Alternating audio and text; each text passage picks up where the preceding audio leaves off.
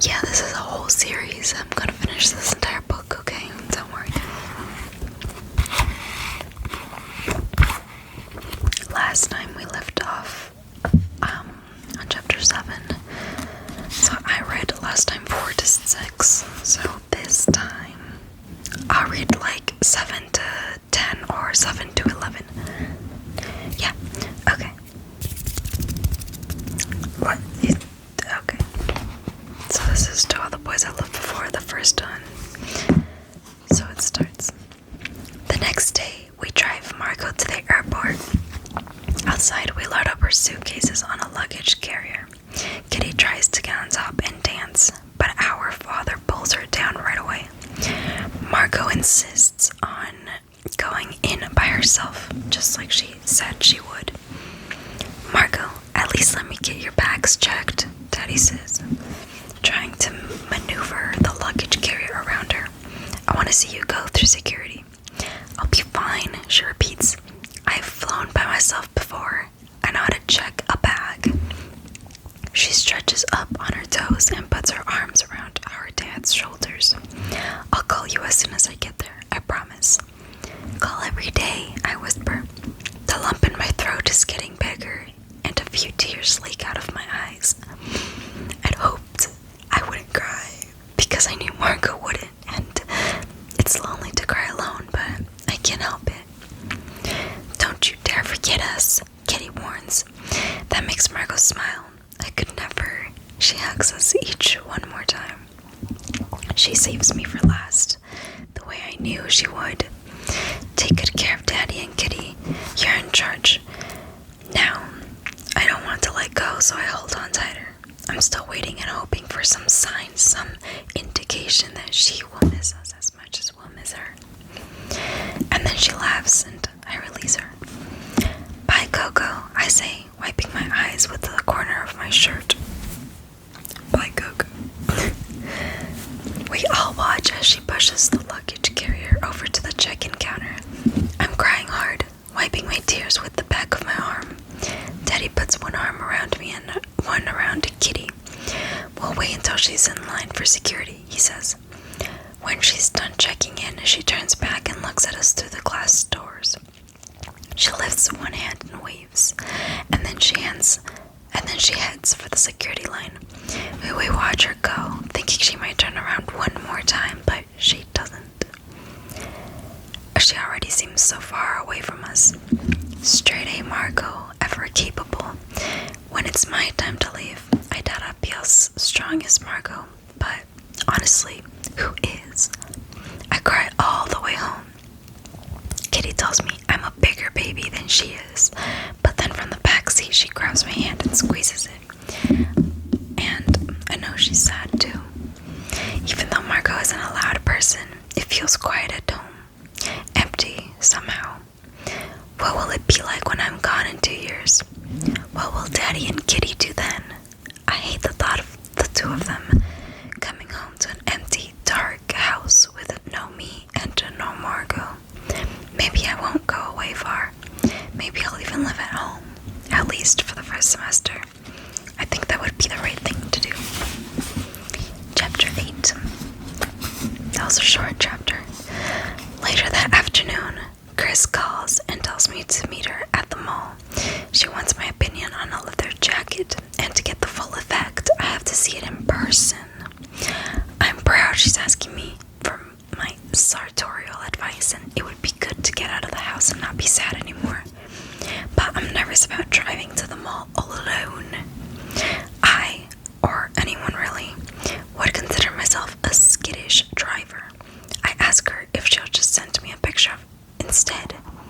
But Chris knows me too well. She says, "Nuh-uh, you get your butt down here, Laura Jean. You'll never get better at driving if you don't just suck it up and do it." So that's what I am doing. I'm driving Margot's car to the mall. I mean, I have my license and everything. I'm just not very confident. My dad has taken me for lessons numerous times. Margot too. And I'm basically fine with them in the car, but I get nervous when I drive alone. It's the changing lanes part that scares me. I don't like taking my eyes away from what's happening right in front of me. Not for a second. Also, I don't like going too fast. But the worst thing is, I have a tendency of getting lost. The only places I can get to with absolute certainty are school and the grocery store. I've never had to know how to get to the mall because Margot always drove us there. But now I have to do better because I'm responsible for driving Kitty around. Though, truthfully, Kitty is better with directions than I am. She knows how to get to loads of places, but I don't want to have to hear her tell me how to get somewhere. I want to feel like the big sister. I want her to relax in the passenger seat, safe in the knowledge that Laura Jean will get her where she needs to go, just like I did with Margot. Sure, I could just use a GPS, but I would feel silly putting in directions to go to the mall when I've been there a million times. It should come to me intuitively easy, where I don't even have to think about it. Instead, I worry over every turn, second guess every highway sign. Is it north or is it south? Do I turn right here or is it the next one? I've never had to pay attention, but today, so far, so good. I'm listening to the radio, bopping along, even driving with just one hand on the wheel. I do this to feign confidence, because the more I fake it, the more it's supposed to feel true. Everything is going so well that I take the shortcut way instead of the highway way. I cut through the side neighborhood, and even as I'm doing it, I'm wondering if this was such a great idea. After a couple of minutes, things aren't looking so familiar, and I realize I should have taken a left instead of a right. I push down the panic that's rising in my chest, and I try to backtrack. You can do it, you can do it. There's a 4-way stop sign. I don't see anyone. So, I zip ahead. I don't even see the car on my right. I feel it before I see it. I scream my head off. I taste copper in my mouth. Am I bleeding? Did I bite my tongue off? I touch it. It's still there. My heart is racing. My whole body feels wet and clammy. I try to take deep breaths, but I can't seem to get air. My legs shake as I get out of the car. The other guy is already out, inspecting his car with his arms crossed. He's older than my dad, and he has gray hair, and he's wearing shorts with red lobsters on them. His car is fine. Mine has a huge dent in the side. Didn't you see the stop sign? He demands. Were you texting on your phone? I shake my head. My throat is closing up. I just don't want to cry. As long as I don't cry. He seems to sense this. The irritated furrow on his brow is loosening. Well, my car looks fine, he says reluctantly. Are you alright? I nod again. I'm so sorry. I say, kids need to be more careful, the man says, as if I haven't spoken. The lump in my throat is getting bigger. I'm very sorry, sir. He makes a grunty sound. You should call someone to come get you, the man says. Do you want me to wait? No, thank you. What if he's a serial killer or a child molester? I don't want to be alone with a strange man. The man drives off. As soon as he's gone, it occurs to me that maybe I should have called the police while he was still there. Aren't you always supposed to call the police when you're in a car accident, no matter what? I'm pretty sure they told us that in a driver's ed. So, that's another mistake I made. I sit down on the curb and stare at Margot's car. I've only had it for 2 hours and I've already wrecked it. I rest my head in my lap and sit in a tight bundle. My neck is starting to ache. This is when the tears start. My dad is not going to be happy. Margot is not going to be happy. They'll both probably agree that I have no business driving around town. supervised, and maybe they're right. Driving a car is a lot of responsibility. Maybe I'm not ready for it yet. Maybe I'll never be ready. Maybe even when I'm old, my sisters or my dad will have to drive me around because that's how useless I am. I pull out my phone and call Josh. When he answers, I say, "Josh, can you do me a favor?" And my voice comes out so wobbly, I'm embarrassed. Which of course he hears because he's Josh. He comes to attention immediately and says, "What's wrong?" "I just got into a car accident. I don't even know where I am. Can you come get me?" Wobble, wobble. "Are you hurt?" he demands. "No, I'm fine. I'm just... If I say another word, I will cry." "What street signs do you see? What stores?" I crane my neck to look. "Fallstone," I say. I look for the closest mailbox. I'm at 8109 Fallstone Road. "I'm on my way. Do you want me to stay on the phone with you?" "No, that's okay." I hang up and start to cry. I don't know how long I've been sitting there crying when another car rolls up in front of me. I look up and it's Peter Kavinsky. Peter Kavinsky's black Audi with the tinted windows. One of them rolls down. "Lord Jean, are you okay?" I nod my head yes and make a motion like he should just go. He rolls the window back up and I think he's really going to drive off, but then he pulls over to the side and parks. He climbs out and starts inspecting my car. "Oh, you really messed it up," he says. "Did you get the other guy's insurance info?" "No, his car was fine." Furtively, I wipe my cheeks with my arm. It was my fault. "Do you have AAA?" I nod. "So you called them already?" "No, but someone's coming." Peter sits down next to me. "How long have you been sitting here crying by yourself?" I turn my head and wipe my face again. "I'm not crying." Peter Kavinsky and I used to be friends back before he was Kavinsky, when he was Peter K. There was a whole gang of us in middle school. The boys were Peter Kavinsky and John Ambrose McLaren and Trevor Pike. The girls were Genevieve and me and Allie Feldman, who lived down the block, and sometimes Chris. Growing up, Genevieve lived 2 streets away from me. It's funny how much of childhood is about proximity, like who your best friend is directly correlated to how close your houses are.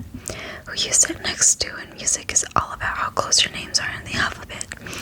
Such a game of chance. In 8th grade, Genevieve moved to a different neighborhood, and we stayed friends a little while longer. She'd come back to the neighborhood to hang out, but something was different. By high school, Genevieve had eclipsed us. She was still friends with the boys, but the girls' group was over. Allie and I stayed friends until she moved last year. But there was always something just a little bit humiliating about it. Like we were 2 leftover heels of bread and together we made a dry sandwich. We're not friends anymore. Me and Genevieve, or me and Peter. Which is why it's so weird to be sitting next to him on somebody's curb like no time has passed. His phone buzzes. Tss, tss, and he takes it out of his pocket. "I've got to go." I sniffle. "Where are you headed?" "To Jen's." "You'd better get going then," I say. "Genevieve will be mad if you're late." Peter makes a pff sound, but he sure does get up fast. I wonder what it's like to have that much power over a boy. I don't think I'd want it. It's a lot of responsibility to hold a person's heart in your hands. He's getting into his car when, as an afterthought, he turns around and asks, "Want me to call AAA for you?" "No, that's okay," I say. "Thanks for stopping, though. That was really nice of you." Peter grins. I remember that about Peter, how much he likes positive reinforcement. "Do you feel better now?" actually. Good, he says. He has the look of a handsome boy from a different time. He could be a dashing World War I soldier, handsome enough for a girl to wait years for him to come back from war. So handsome she could wait forever.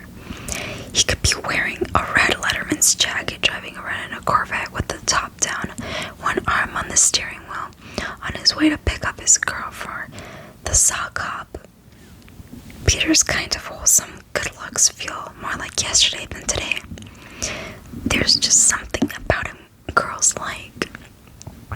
He was my first kiss. It's so strange to think of it now. It feels like forever ago, but really it was just 4 years ago. Josh shows up a minute later as I'm texting Chris that I'm not going to make it to the mall after all. I stand up. It took you long enough. You told me 8109. This is 8901. Confidently I say, no, I definitely said 8901. No, you definitely said 8109, and why weren't you answering your phone? Josh gets out of his car, and when he sees the side of my car, his jaw drops. Holy moly guacamole. Did you call AAA yet? No, can you? Josh doesn't, and then we sit in his car in the air conditioning while we wait. I almost get into the back seat when I remember Marco isn't here anymore. I've ridden in his car so many times, and I don't think I've ever sat up front in the passenger seat. You know Marco's going to kill you, right? I whip my head around so fast my hair slaps me in the face. Marco's not going to find out, so don't you say a word. When would I even talk to her? We're broken up, remember? I frown at him. I hate when people do that. When you ask them to keep something a secret, and instead of saying yes or no, they say, who would I tell? I didn't say, who would I tell? Just say yes or no and mean it. Don't make it conditional. I won't tell Marco anything, he says. It'll just be between you and me. I promise, alright? Alright, I say. And then it gets quiet with neither of us saying anything. There's just the sound of cool air coming out of the AC vents. My stomach feels queasy thinking about how I'm going to tell my dad. Maybe I should break the news to him with tears in my eyes, so he feels sorry for me. Or I could say something like, I have good news and bad news. The good news is I'm fine, not a scratch on me. The bad news is the car is wrecked. Maybe wrecked isn't the right word. I'm mulling over the right word choice in my head when Josh says, so just because Marco and I broke up, you're not going to talk to me anymore either. Josh sounds jokingly bitter, or bitterly joking, if there is such a combination. I look over at him in surprise. Don't be dumb. Of course I'm still going to talk to you, just not in public. This is the role I play with him. The part of the pesky little sister, as if I am the same as Kitty. As if we are only a year apart. Josh doesn't crack a smile. He just looks glum. So I bump my forehead against his. That was a joke, dummy. Did she tell you what she was going to do? Did she tell you she was going to do it? I mean, was it always her plan? When I hesitate, he says, come on. I know she tells you everything. Not really. Not this time anyway. Honestly, Josh, I didn't know a thing about it. I promise. I cross my heart. Josh absorbs this, chewing on his bottom lip. He says, maybe I should change your mind. That's possible, right? I don't know if it's more heartless for me to say yes or no, because you'll be hurt either way. Because while I'm 99.99999% sure that she will get back together with him, there's that tiny chance she won't. And I don't want to get his hopes up, so I don't say anything. He swallows, his Adam's apple popping up and down. No, you're right. When Marco makes up her mind, she doesn't go back on it.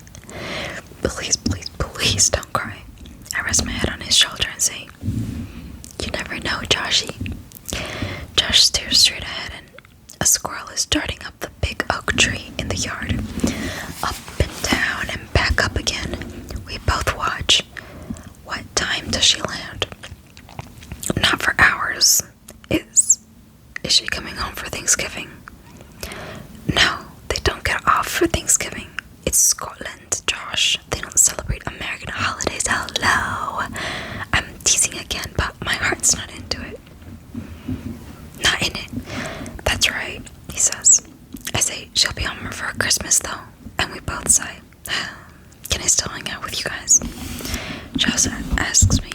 Me and Kitty, your dad, do. We're not going anywhere, I assure him. Josh looks relieved. Good. I'd hate to lose you too. As soon as he says it, my heart does this pause and I forget to breathe.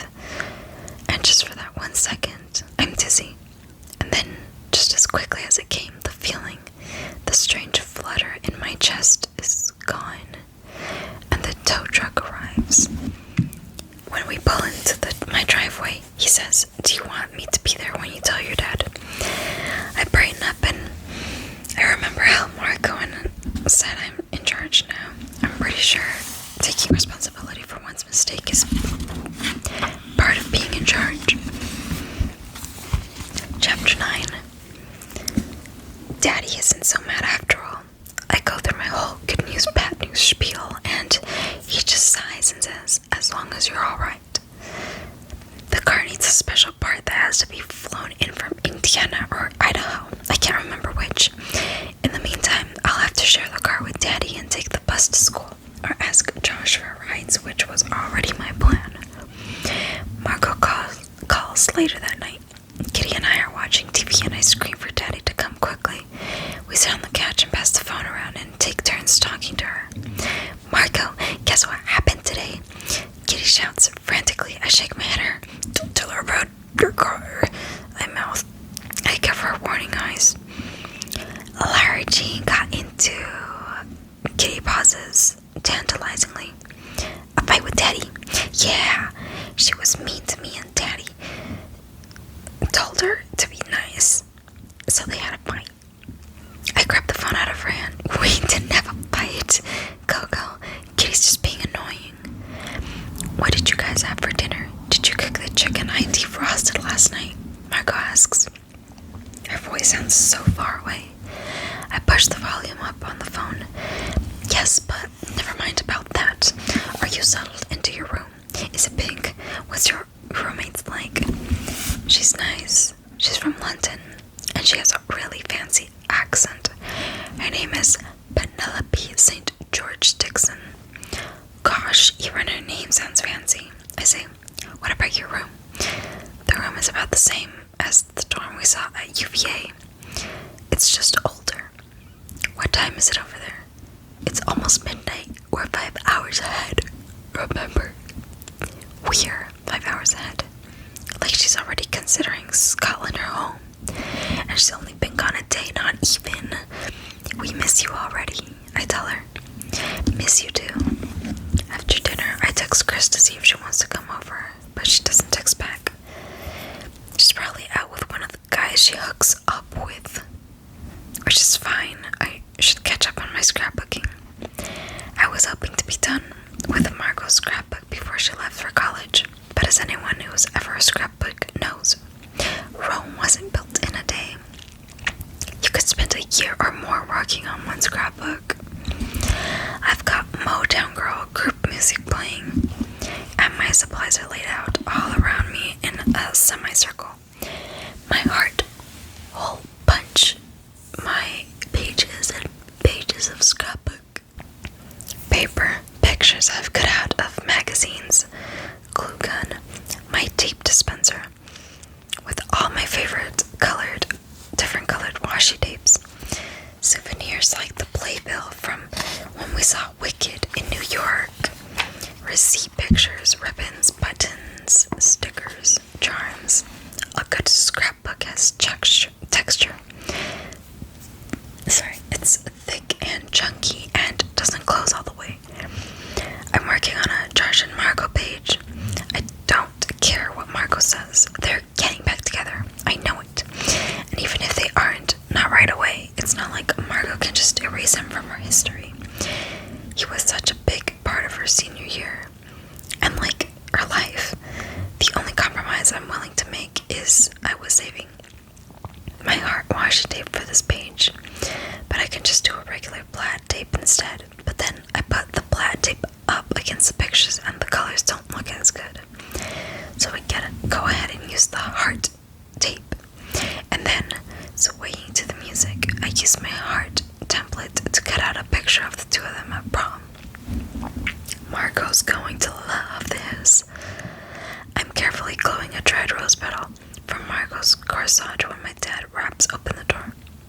taps on the door.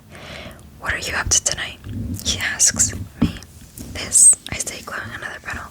"If I keep at it, it'll probably be done by Christmas." My dad doesn't move. He just hovers there in the doorway, watching me work. "Well, I'm going to watch that new Ken Burns documentary in a bit, if you want to join me." "Maybe," I say, just to be nice. "It'll be too much of a pain to bring all my supplies downstairs and set up again. I'm in a good rhythm right now. Why don't you get it started without me?" "Alrighty, I'll leave you to it then." Daddy shuffles down the stairs. It takes me most of the night, but I finish the Josh and Marco page, and it comes out really nice. Next is a sister page for this one. I used flower paper for the background, and I glue in a picture of the three of us from a long time ago. Mommy took it. We're standing in front of the oak tree in front of our house in our church clothes. We're all wearing white dresses, and we have matching pink ribbons in our hair. The best thing about the picture is Marco and I are smiling sweetly, and Kitty is picking her nose. I smile to myself. Kitty's going to pitch a fit when she sees this page. I can't wait. Chapter 10. Marco says that junior year is the most important year, the busiest year, a year so crucial that everything else in life hinges upon it. So I figure I should get in all the pleasure reading I can before school starts next week and junior year officially begins. I'm sitting on my front steps reading a 1980s romantic British spy novel I got for 75 cents at the Friends of the Library sale. I'm just getting to the good stuff.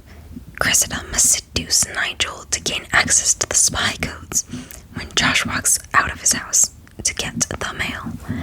He sees me too. He lifts his hand like he's just going to wave and knock him over, but then he does. "Hey, nice onesie," he says as he makes his way across the driveway. It's faded light blue with sunflowers, and it ties around to the neck.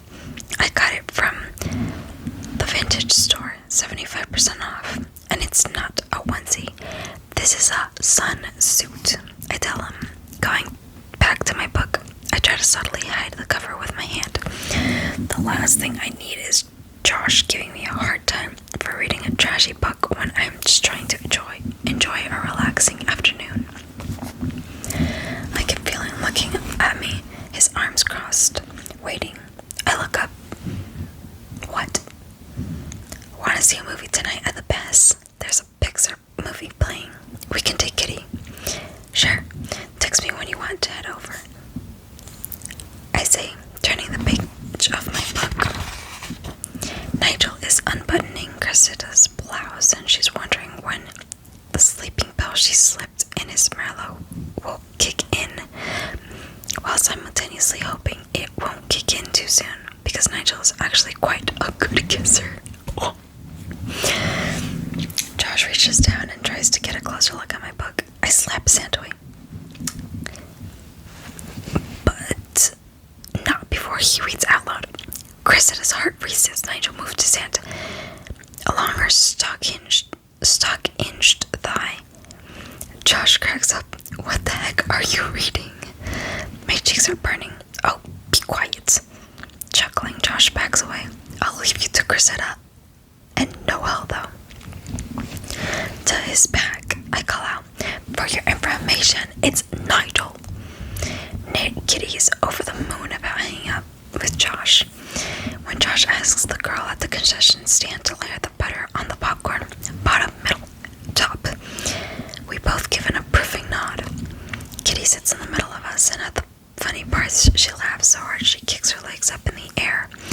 She weighs so little that the seat keeps tipping up. Josh and I share smiles overhead. Whenever Josh, Marco, and I went to the movies, Marco always sat in the middle too. It was so she could whisper to both of us. She never wanted me to feel left out because she had a boyfriend and I didn't. She was so careful about this that it made me worry at first that she sensed something, but she's not someone to hold back or pretty up the truth. She's just a really good big sister, the best. There were times I felt left out. Anyway, not in a romantic way, but a friend way.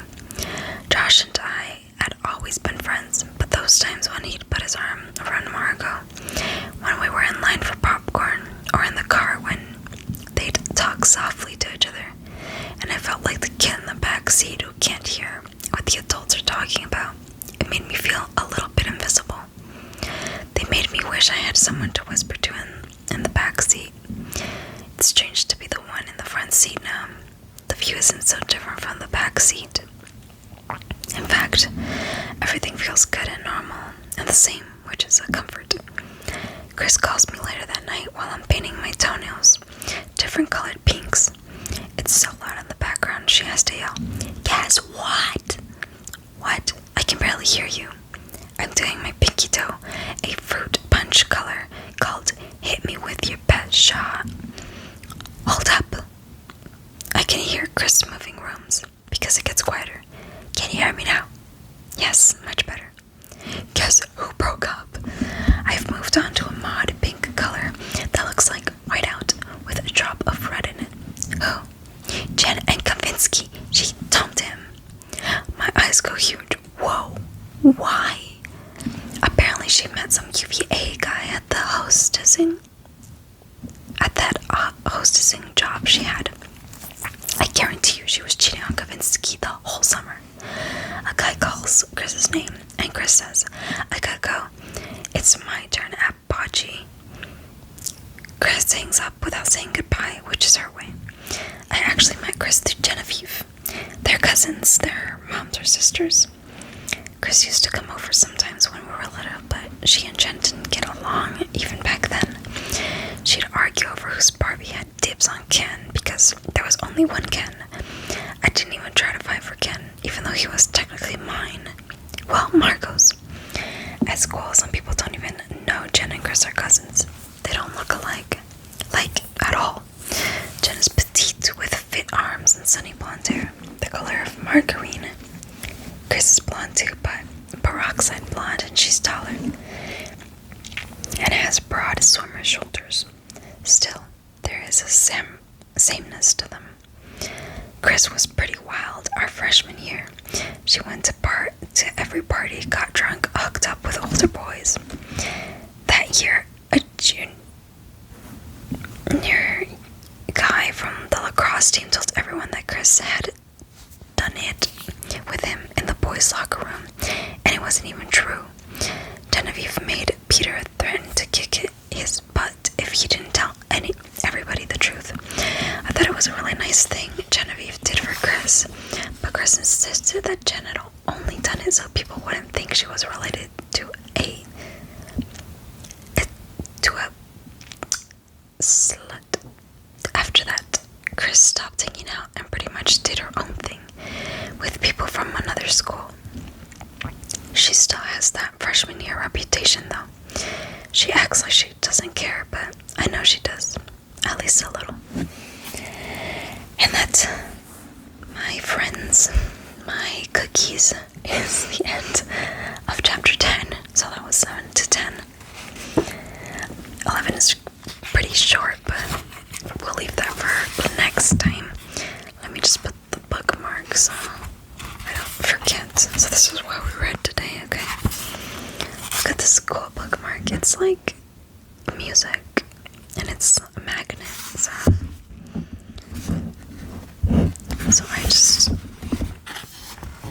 I'll show you.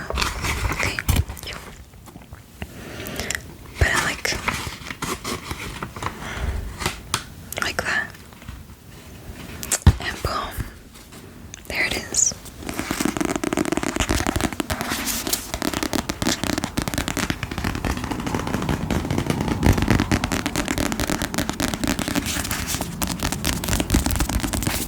I hope you guys enjoyed this video, and wow, that book is totally not rated R. I didn't say, well, if you have the book, sheesh. Anyway,